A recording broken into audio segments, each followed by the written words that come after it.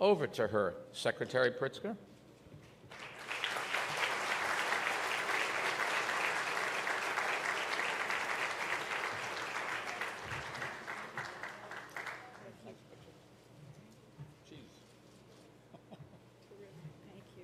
Thank you.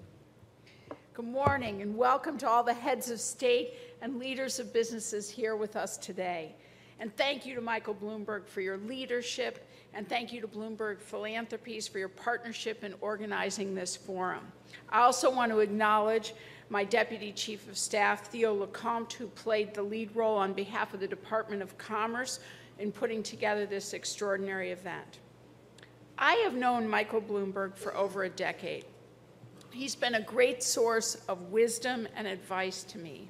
And I've admired the way he led New York City, the way he's run his businesses, and the way he's committed himself and his organization to Africa and its people.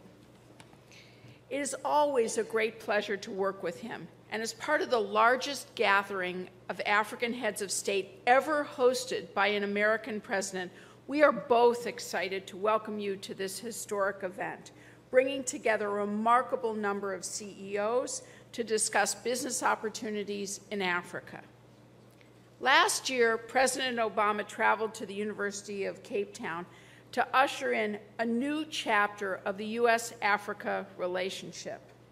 He called on students there, along with leaders from the 54 distinct countries of the African Union and leaders from the United States, to embrace key tenets of his vision for our alliance, to advance progress in democratic institutions, to strengthen peace and prosperity, to encourage opportunity and development, and to spur economic growth, trade, and investment. As America's chief commercial officer, I feel strongly that this last pillar, the U.S.-Africa economic relationship, is fundamental to our mutual peace and prosperity. We know that businesses serve as a key bridge between our continents, but we also share the conviction that the ties of commerce can be stronger, deeper, and more lasting. When I led a trade mission to Nigeria and Ghana this past May, I heard a variation of this message from public and private sector leaders alike. The U.S.-Africa commercial partnership is essential, and the time to do business in Africa is no longer 5 years away. The time to do business there is now. Today, on both sides of the Atlantic, there is a clear mutual desire to deepen our ties of trade and investment, because doing so will spur growth across the United States and the countries of Africa. Investing in Africa will create jobs in Charlotte, North Carolina, and expand the power supply in Ghana because of the $175 million deal signed by SEWW Energy to upgrade Accra's electricity grid, a direct result of our recent trade mission. Investing in Africa will support workers in California and strengthen the health of patients in Nigeria because of the MOU signed by Environmental Chemical Corporation to construct a state-of-the-art cancer institute in Ibadan. Investing in Africa will spur job growth in Cincinnati through Procter & Gamble's $300 million investment in a new manufacturing plant near Lagos. Because when P&G expands in Nigeria and elsewhere, it supports thousands of jobs at home.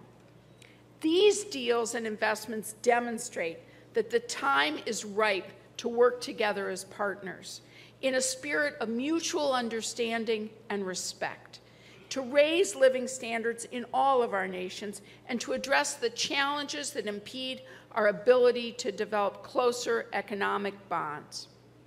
Make no mistake, our economic and commercial partnership is a two-way street. Goods and services exports from the United States to African markets support roughly 250,000 jobs here at home.